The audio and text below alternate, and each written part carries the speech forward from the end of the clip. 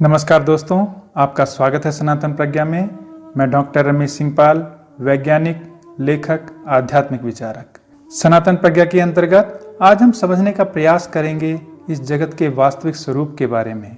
कुछ वैज्ञानिक तथ्यों और वैज्ञानिक पहलुओं के आधार पर समझेंगे कि कैसे यह संसार एक कंप्लीट ऑर्गेनिक एंटिटी है, कैसे इसमें सब कुछ जुड़ा हुआ है, सब कुछ एक दूसरे से संबंधित है। इस संसार में अकेला कुछ भी नहीं है, यहाँ पूरा अस्तित्व एक समग्र शरीर की तरह है। योग शास्त्र के अनुसार जीवन एक ऊर्जा है। जो भी इस अस्तित्व में, इस ब्रह्मांड में दिखाई पड़ता है और जो दिखाई नहीं पड़ता है, वह सब ऊर्जा का ही विस्तार है।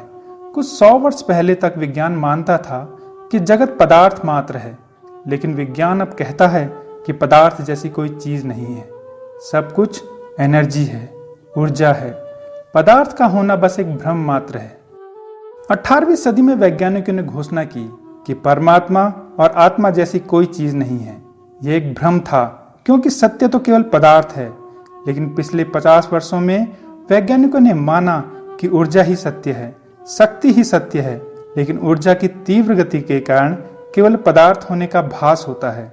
लेकिन एक साधारण आदमी यह कह सकता है कि दीवार तो हमें दिखाई पड़ रही है, मेज, कुर्सी, जमीन सब हैं। विज्ञान पदार्थ के स्वभाव को नहीं नकारता, लेकिन विज्ञान कहता है कि जैसा हमें दिखाई पड़ रहा है, इन चीजों का वास्तविक स्वरूप वैसा नहीं है। एक उदाहरण से समझते हैं। यदि हम बिजली के पंखे को बहुत तेजी से चलाएं, तो उसकी 3 पंखुड़ियां हमें दिखाई देनी बंद हो जाएंगी। आप देखकर नहीं बता सकते कि कितनी पंखुड़ियां हैं। और यदि पंखे को और तेजी से घुमाया जा सके, तो आप बंदूक की बुलेट को पंखे के आर पार नहीं निकाल सकते। और यदि पंखे की पंखुड़ी को इतनी तेजी से घुमाया जा सके जितनी तेजी से परमाणु घूम रहे हैं, तो आप पंखे के ऊपर कुछ भी वस्तु को रख सकते हैं, वह नीचे नहीं गिरेगी।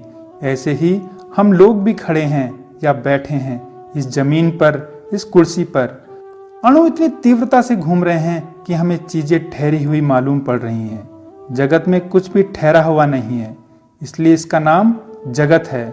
जितना ही विज्ञान परमाणु को तोड़कर और नीचे गया है, तो उसे पता चला है कि परमाणु के बाद पदार्थ फिर पदार्थ नहीं रह जाता, सिर्फ ऊर्जा कण या इलेक्ट्रॉन रह जाता है।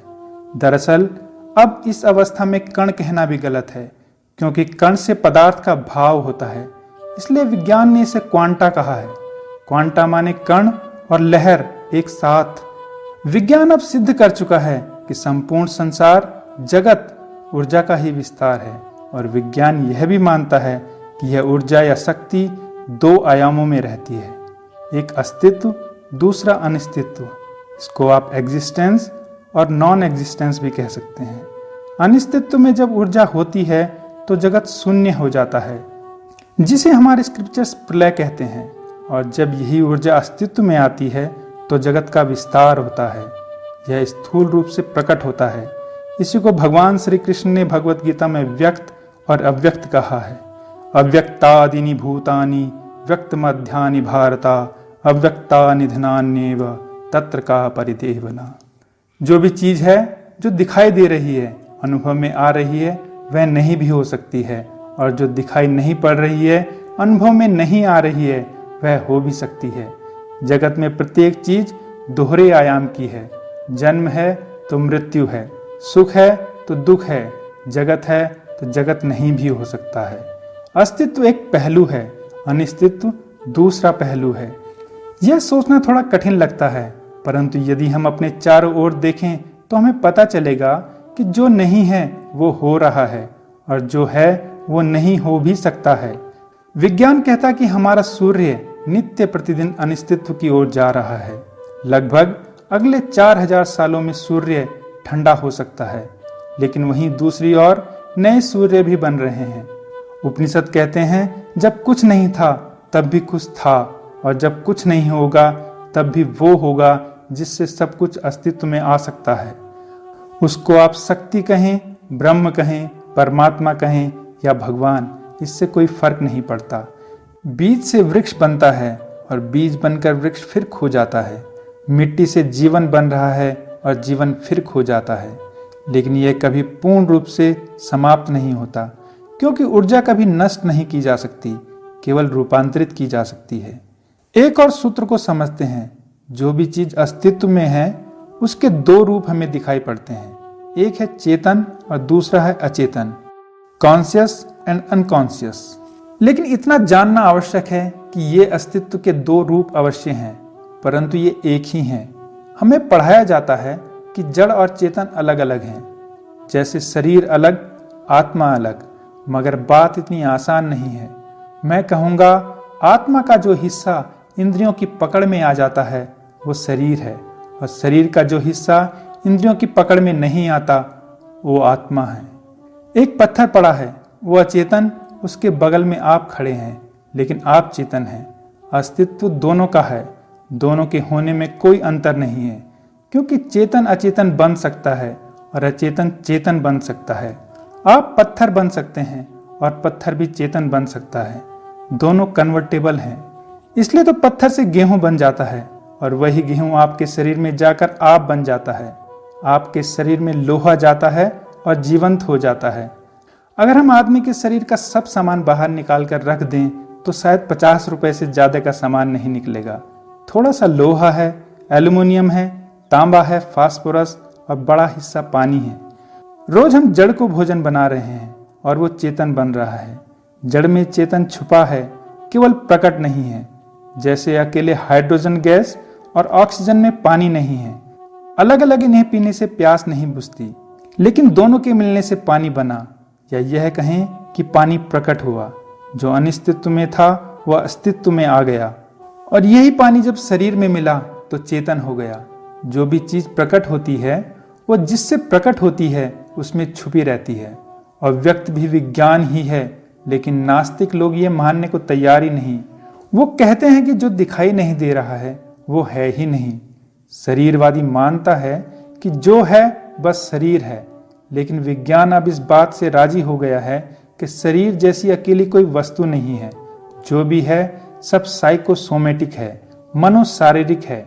यदि आपका मन बीमार हो जाए तो आपके शरीर भी बीमार हो जाता है, और यदि आपका शरीर बीमार हो जाए तो आपका मन भी रुग्ण हो जाता है। आप एक प्रयोग करें, आप शांत होकर बैठें और अपने मन में पूर्ण संकल्प के साथ यह भाव करें कि मुझे बुखार है। आपका शरीर गर्म हो रहा है। आप पाएंगे कि केवल 10 मिनट में ही आपके शरीर का टेम्परेचर 2 डिग्री तक बढ़ सकता है। यदि यह 2 डिग्री बढ़ सकता है तो 10 डिग्री भी बढ़ाया जा सकता है, और इसके विपरीत भी संभव है। ऑक्सफोर्ड यूनिवर्सिटी की डेलावेयर लेबोरेटरी में फूलों पर बहुत से प्रयोग हुए और रिजल्ट आश्चर्यजनक थे। डेलावेयर के ही एक ईसाई फकीर ने यह दावा किया कि मैं जिस फूल के बीज को आशीर्वाद दूंगा उसके फूल और फूलों की अपेक्षा बड़े और बीमारी रहित होंगे। उस प्रयोगशाला में एक ही पैकेट के बीज 2 गमलों में डाले गए। एक गमले को फकीर के आगे रखकर आशीर्वाद दिलाया गया, जबकि दूसरे गमले को फकीर की नजर से दूर रखा गया। दोनों गमलों को एक जैसा खाद, पानी, रोशनी दी गई, लेकिन आशीर्वाद दिए गए गमले में ज्यादा फूल आए और बड़े फूल आए, जिनकी सेल्फ लाइफ भी ज्यादा थी। और ऐसा एक नहीं, हजारों गमलों के साथ प्रयोग किया गया, लेकिन बात वही रही, फूलों की गुणवत्ता में फर्क पड़ गया। क्या कारण होगा? असल में देखा जाए तो चेतना और अचेतना के बीच कहीं कोई दीवार नहीं है। जो इस हृदय में प्रतिध्वनित होता है वो जगत के किसी भी कोने तक पहुंच सकता है, और जो जगत के किसी भी कोने में प्रतिध्वनित होता है वो इस हृदय तक आ सकता है। हम सब इकट्ठे हैं, एक संयुक्त एंटिटी हैं। The world is a family. यहाँ असंबंधित कुछ भी नहीं है। यहाँ पत्थर से आदमी जुड़ा है, जमीन चांद तारों से जुड़ी है, चांद तारे हमारी हृदय की धड़कन से जुड़े हैं, सागर की लहरें हमारे मन से जुड़ी हैं। चीजों का टूटा होना सिर्फ हमारा भ्रम है। यहाँ से करोड़ों मील दूर सूर्य है, अगर वो ठंडा हो जाए तो हम भी ठंडे हो जाएंगे। वैज्ञानिकों की गणना के अनुसार ब्रह्मांड में करीब 10,000 सूर्य हैं और वे सब आपस में जुड़े हुए हैं।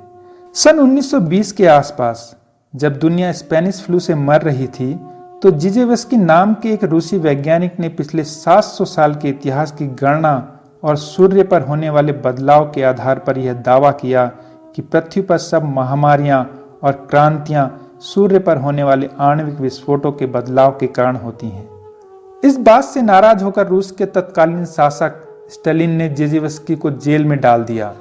क्योंकि जेजीवस्की की गणना इतनी तथ्यपूर्ण और सटीक थी कि उसको गलत साबित करना मुश्किल था, और उसकी बात सत्य मानी जाए तो फिर कम्युनिस्टों की पूरी विचारधारा मिट्टी में मिल जाती थी। जेजीवस्की स्टालिन की मृत्यु के बाद ही साबेरिन की जेल से छूट पाया। एक दूसरा उदाहरण लेते हैं। अमेरिका में एक रिसर्च सेंटर है, ट्री रिंग रिसर्च सेंटर। वृक्षों में जो एनुअल रिंग बनते हैं उन पर यह रिसर्च सेंटर 70 सालों से काम कर रहा है।